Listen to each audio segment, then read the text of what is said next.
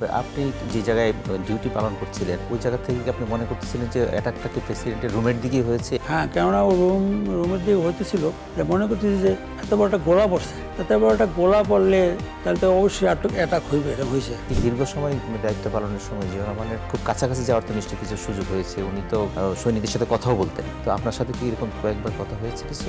হ্যাঁ, আমার সাথে কথা হয়েছে। আমি ডিউটি করতেছি ওনার রুমের সামনে, সালাম দিলাম। সালাম দেওয়ার পর বলতেছে যে তোমার মা আছে, বাবা আছে?